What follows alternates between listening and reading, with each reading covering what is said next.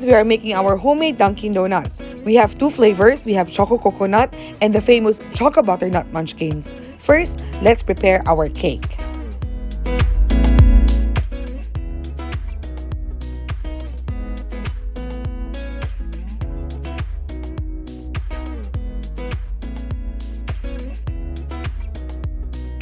Sift the flour and the sugar, and once combined, we can also sift our cocoa powder.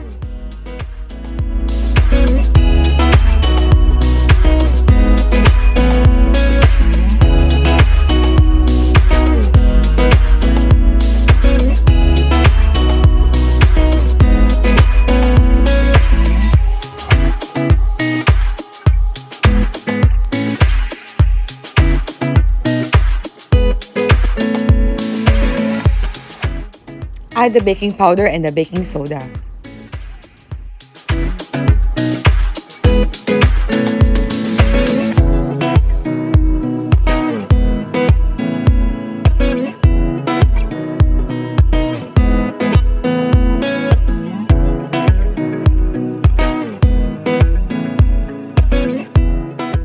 Two eggs.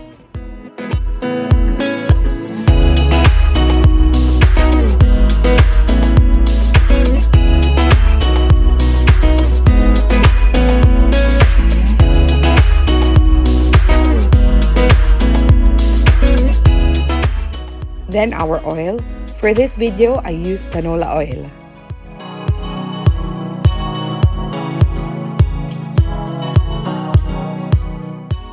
Add the vanilla, 1 teaspoon will be enough, and then the water and milk.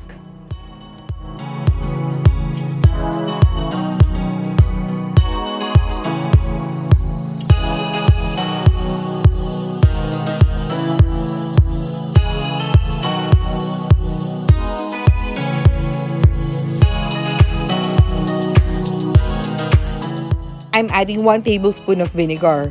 Don't worry friends, you won't taste this at all. The vinegar will make our cake moist, so it will be easier for us to form the cake into balls. No need to use buttercream or ganache, and it will save you from using more ingredients.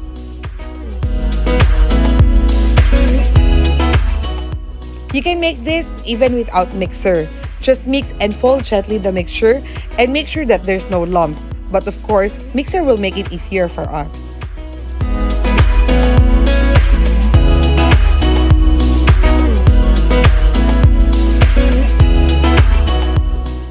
Do not overmix and make sure to scrape the bottom of the bowl to make sure that all the ingredients are fully incorporated.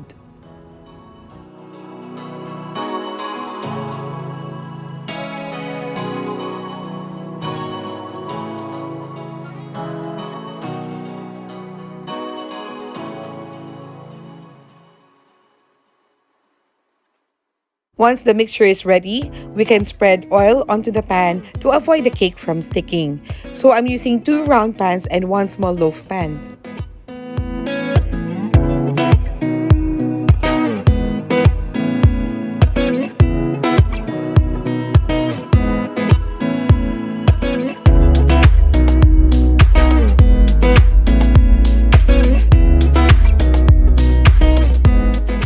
Pour the mixture into the pan and leave at least 1 inch to make sure that it has enough space when the cake starts to rise. After that, place in the oven at 170 degrees Celsius for 35 to 40 minutes or until the toothpick inserted comes out clean.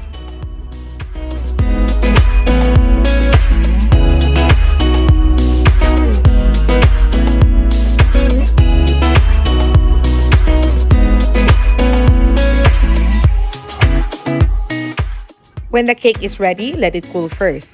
After that, we can start to form this into balls. I tried to use gloves, but I find it easier to roll the cake using bare hands.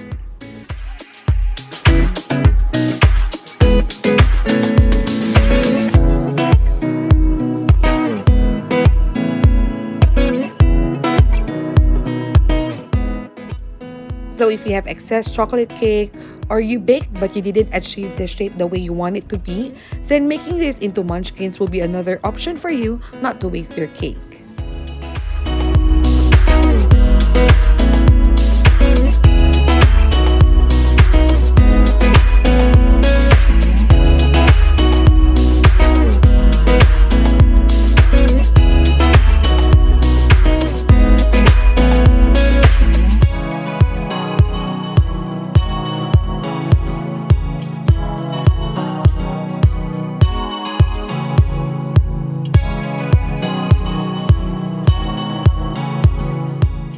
And just a reminder, friends, please don't forget to subscribe to Kusina Chubby Hands on YouTube and turn on the notification bell so you will be updated when we upload our new recipes.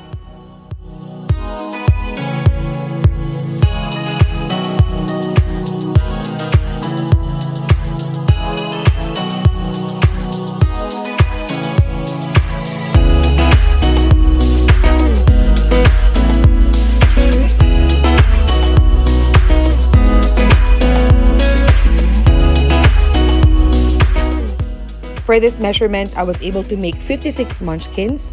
So let it rest, and now we can start to prepare our butternut coat. You can use 50 to 60 grams of melted unsalted butter and half teaspoon of food color, depends on how vibrant you want the color to be.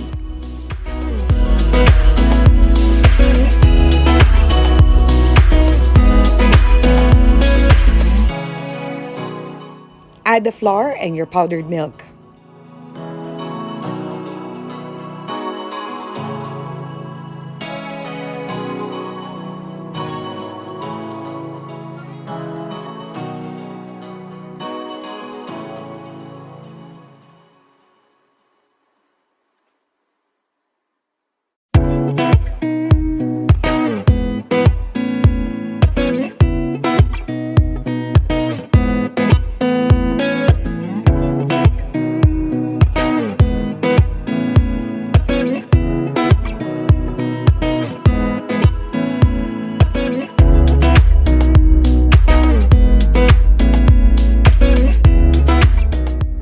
Add your sugar, and it's optional to add pinch of cinnamon powder.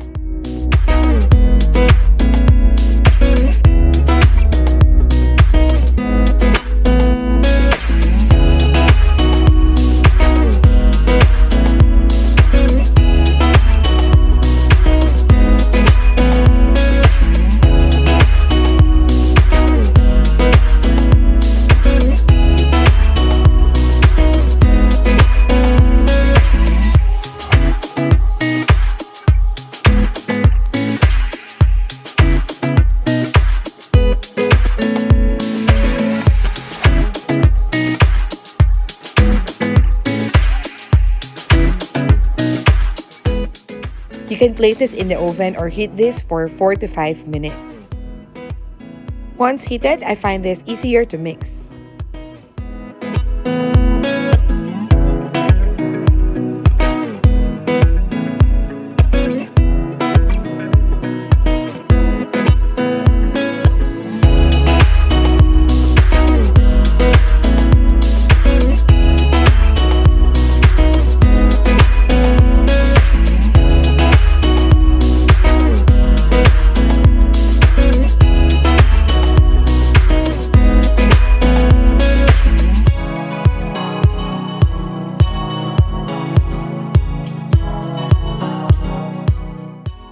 Coat the munchkins with butter and then dip in the butternut powder.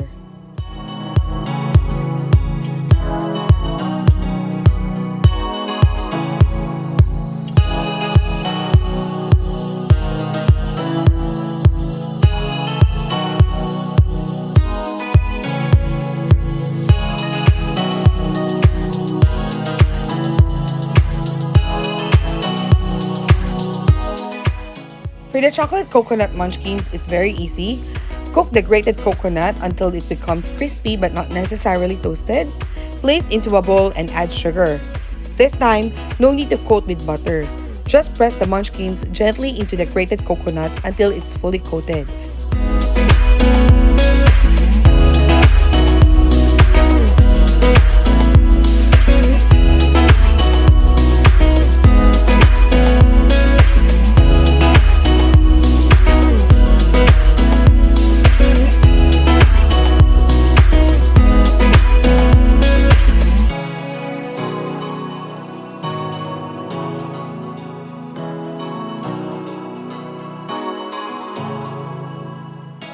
And that's it.